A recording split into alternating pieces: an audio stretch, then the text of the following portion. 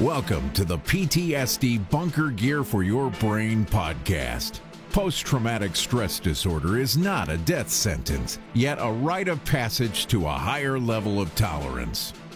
Stay with us and come out of the darkness as your host, Carl Waggett, shines a light on this very misunderstood disorder.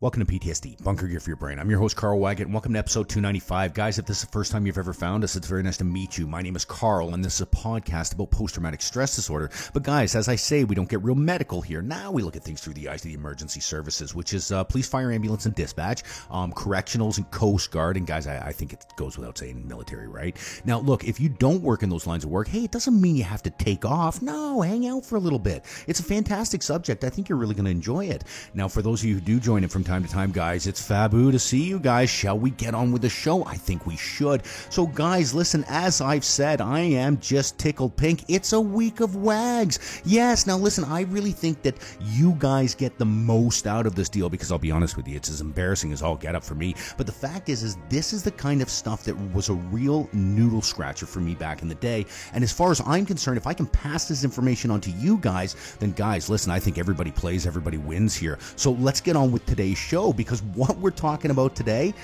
I couldn't even sleep last night. I was so excited. And listen, the reason why is because this thing came out of left field. Like, I never, ever anticipated this happening in any way, shape, or form with this. And that's why when I found this, it was like, oh my God, this huge light came on, and I didn't care how embarrassed I was that I never thought about it before.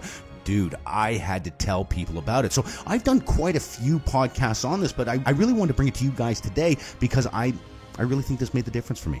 Yeah, I do. I think it turned the tables, and it made me realize that, okay, you know what, maybe we can win this. Okay, so look, let's start off, shall we? So you know what, Carl's in the fire department, and everything's just going wonderfully. You know how it is, right? And Carl's moving along, and then all of a sudden, shit starts to get a little bit weird. And what I mean by that is, look, I'm not overcome with fear, but the thing is yeah, I'm starting to notice that, you know what, things are different in my life, you know, and I just kind of put it off as, well, it's just day-to-day shit, you know what I mean? It's bills, it's kids, it's, you know, it's arguments with the missus, it's whatever, but I just think the reason why my life is going in the direction it's going is, well, because, you know, this is just what happens to people. I'm sorry, you know, you get older and life gets harder, but I'm starting to notice that this is getting me to the point where I don't even like being around people anymore. Yeah, and that's so weird for me because, look, I'll tell you what, I would have run 4 good wheels off a truck to get to a party back in the day, and you know what, now I don't know, I find it difficult to talk to people. And look, I'm not saying this is PTSD, depression, anxiety. I'm not saying any of that shit. But I really think this was the beginning stages of me starting to pull back from people. Yeah, for whatever reason. Look, you know, I'm not going to try and figure it all out here in this podcast. But the fact of the matter is I just didn't enjoy talking to people as much. I know. And for me, I never thought I would ever lose that because I thoroughly enjoy talking to people. It's fun for me. Like, I don't know why you would ever want to sit and watch TV when you can actually have an interactive conversation.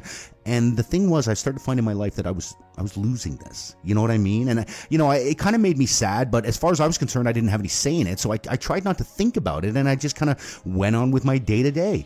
Well, anyways, guys, as you know the story, right? Carl goes through a separation. The wheels come off the truck. My life's a fucking shit show. Yeah. And I find myself off work. Let's fast forward to this stage, right? Well, I find myself in the house, and now I'm not really talking to anybody, you know? And it's not that I'm avoiding people. It's just that, well, I don't like what they have to say anymore. Yeah, and I know that sounds awful. I know it does. And the thing is that back then I just thought everybody in the world was being an asshole. But you know what? They were trying to tell me what was going on with my life. But at the time, I don't know. Maybe I just didn't have the right set of ears to hear it. You know what I mean? Like, I wanted to listen to these people because these people I cared for, like, you know, my mom, my dad, maybe a few close friends, you know, stuff like that. I really started to notice stuff was different. But I didn't want to hear it anymore, you know? So, you know, here I am off work, and you know, since you're not going out of the house to go to work, well, you don't really have a need to talk to anybody, do you, right? So I find myself completely and utterly alone.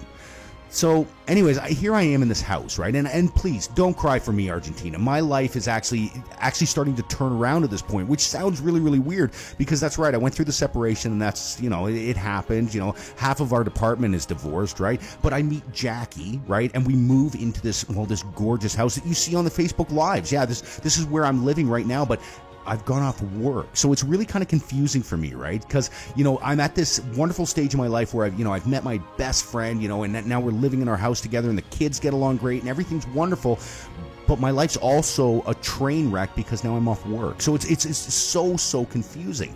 So I find myself in a situation where I don't really know what's going on with my life, but I don't feel like talking to anybody anymore. It's really, really strange. So I find myself just kind of walking around the house here. Now, a little bit of backstory here. When me and Jackie moved in, Jackie had a little tiny dog. It's half Yorkshire, half pomegranate, I think. Or anyways, I don't know what kind. Pomeranian, does that sound a little bit better? I always say pomegranate. I don't know why. But anyways, it's a little dog, right? And his name is Mr. President. Oh, very distinguished, I must admit. You know what? He doesn't like being touched, and that's fine, but he does enjoy people's company. Okay, that's fine. Well, the thing is that back in the day, okay, when my son was much, much younger, like 5, 6, he was attacked by a dog, right? And I don't talk about it very often, but this dog ripped half his face off. Like, honest to God, he had like 15 stitches on his face. It was a terrible situation. You know what? It was a family member's dog on my ex's side, which made it even worse. You know what I mean, right? Because you want to get mad, but you kind of can, and all that shit. Well, the fact of the matter was, it's not that I hate dogs. It's just I kind of, well, you know what? I just thought, well, you stay over there. I'm going to stay over here. And you know what? I'll just go through life not having dogs, right? It's cool. And then I meet my absolute best friend, Jackie, and what does she have? But a dog. Anyways, I always say, if you want to make God laugh, tell him your intentions, right? Because life has a way of changing. So anyways, I kind of look at this little dog and I think, well, you know what? Like I said, the thing's like, I don't know, 8, 9 pounds. Even if it got completely and utterly pissed off, it wouldn't be able to hurt anything. So, I kind of put up with it, right? But you know what? I'm kind to it because it's an animal, right? But, I'm not too fussy with it, right? Because it's a dog, and, I got some bad memories with these damn things. Anyways, all besides the point. Let's get back up to the point where Carl's moping around the house because now he's not working, and he's not really talking to anybody. Yeah. So now it's just me and this dog, Mr. President, wandering around the house together. I know. Sounds like an 80s sitcom, doesn't it? Anyways, all besides the point. The fact of the matter is that Mr. President absolutely loves playing Frisbee. Yeah, no, loves it, and the thing is that at the time, I don't really like going outside.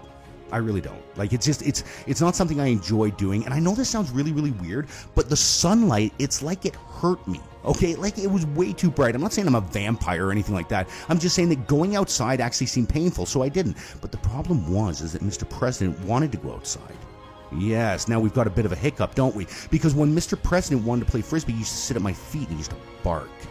Oh, dreadful. Honest to God. And then he would do this thing where he scooched his little ass along the ground, and it made me laugh, right? And the thing is, I didn't want to laugh at the time. So anyways, I'm kind of building this weird friendship with this dog, right? Well, anyways, you know what? After a while, you realize that, you know what? Here's the thing, okay? You can't kick a little dog, can you? No, I don't care how much of an asshole you are or how much you hate life. The fact is you can't kick a cute little dog. And this dog kept barking and barking because it wants to play Frisbee. Now, look, I found out the hard way that playing Frisbee in the house, not a good idea. No, it's just something you don't want to do. So the problem is I had to go outside to play Frisbee, didn't I? Now, here's where the story gets really, really interesting. I got family members, friends, people who've known me over 20 years trying to get me outside, trying to get me to do stuff. And this 9-pound little dog, okay, did something that my entire family couldn't seem to do. This dog was able to get me outside. It was weird. Yeah, no shit. So what I used to do is I used to go outside, and I know it's no big deal. Like, hey, please, it's not like I should get a medal for it, but I go outside and I throw the Frisbee around with the dog, right? And the dog chases it and whatever, that's fine. I'm out there for 5 minutes. I'm like, okay, that's enough, Mr. President. Let's go in. I've had it, right? I got to go inside and do nothing. And that's where I was at that stage of my life. Well, anyways, what happened eventually was that this Mr. President, if you will, this tiny little dog that I really didn't want anything to do with, well, the thing is that, well, he really became my best friend.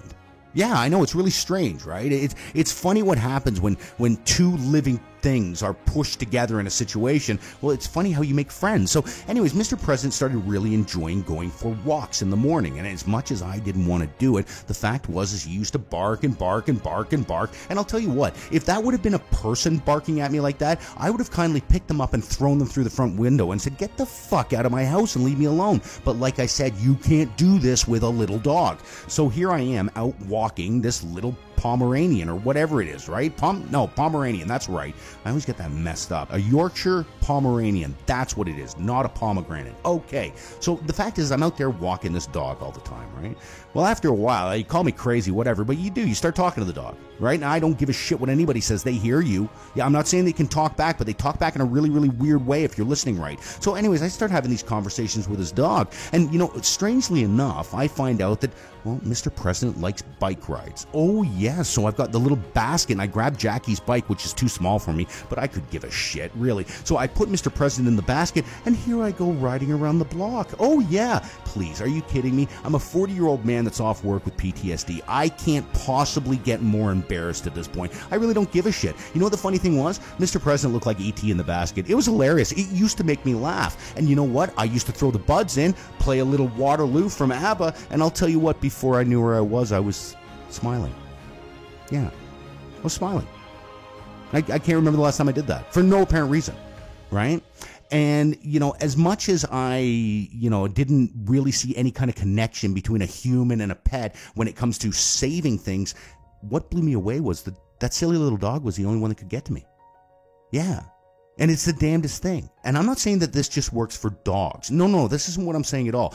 I think animals in general have this power. I believe that. I do. Now, the funny thing with me is I always thought animals were just there to help us when it came to, like, moving mighty oak trees or whatever. You know those big horses that pull around the Budweiser cart? Yeah, those horses. The only thing that I thought animals helped us with was, well, like I said, manual labor. I once saw that the U.S. Coast Guard used pigeons because they could pick up on the life jackets. Fascinating story. They can see something like 30 miles, but really I thought that's the only way that animals helped us. But guys, look, I'm here to tell you, if you find yourself in a situation, okay, where you don't think anybody can reach you, okay, it really doesn't matter. It doesn't matter. You know what? If we were to get some of the world's greatest psychologists in here to talk to you, they wouldn't be able to reach you.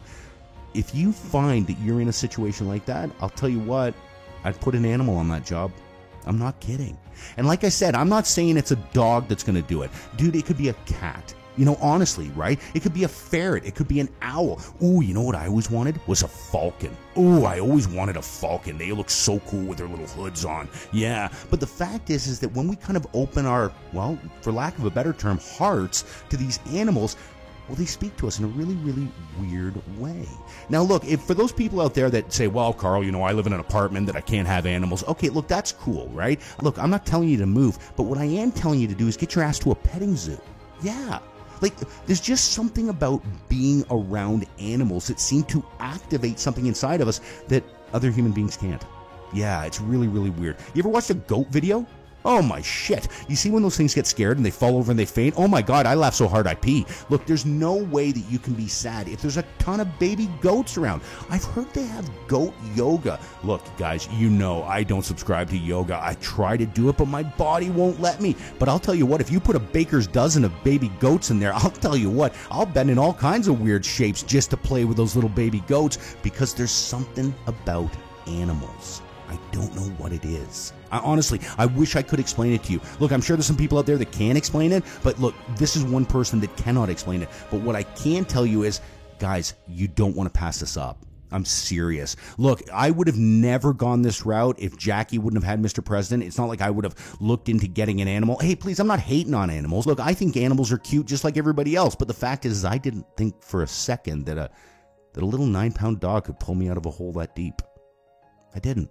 I just never gave it enough credit, and I'm embarrassed to say that. So, you know what? On this week of WAGs, as we're doing, one of the things that I really found helped me, guys, was animals.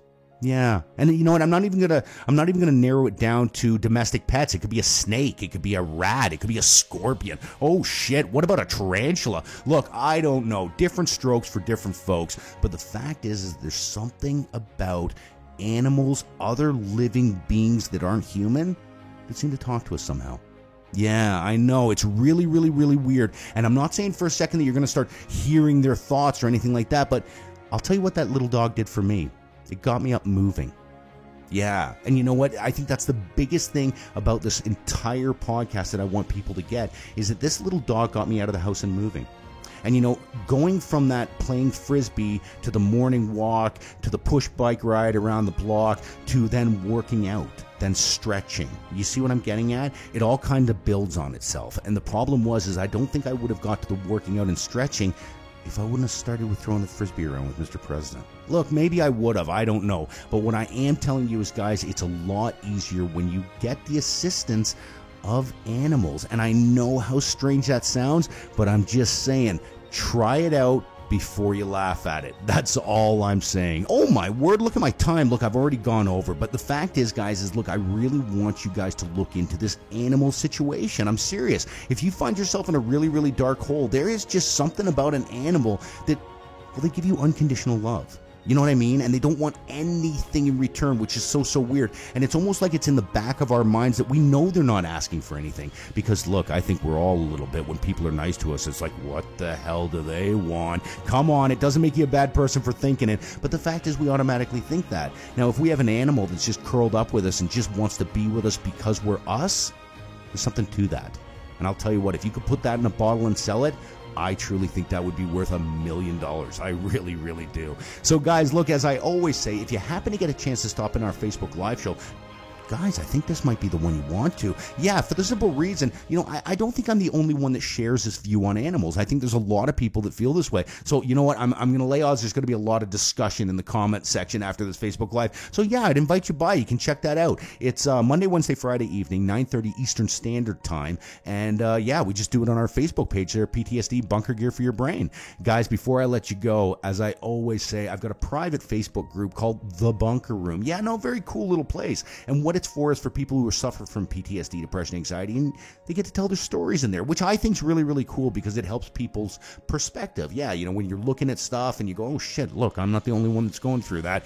Guys, you'd be amazed how much that helps. So, guys, there you have it. Another episode of Week of Wags. I'll tell you, it's embarrassing, but the fact is, I think you guys get the biggest dividends from these shows because, you know what, this is the real information that really, really helped me. You know, it's not the stuff that sometimes shows up in medical journals, but it's the stuff that I went, holy shit. If I had 15 minutes to sit down and tell somebody about PTSD and what helps, this is the stuff I would tell them about. So, guys, if I was you, if you can't get yourself a pet, guys, I'd get yourself to a petting zoo. You'd be amazed how it helps you out. And, guys, before you get off to that petting zoo, you know what I would say? I would say get your running shoes on and get yourself out there for a nice walk. You want to know why? Because it will absolutely do your soul the world of good. You guys take care of yourself. We'll talk again real soon. Bye now. Thanks for listening to the PTSD Bunker Gear for Your Brain podcast. Gain more knowledge by going to ptsdbunkergearforyourbrain.com. While you're there, subscribe and comment. Join us next time for the PTSD Bunker Gear for Your Brain podcast.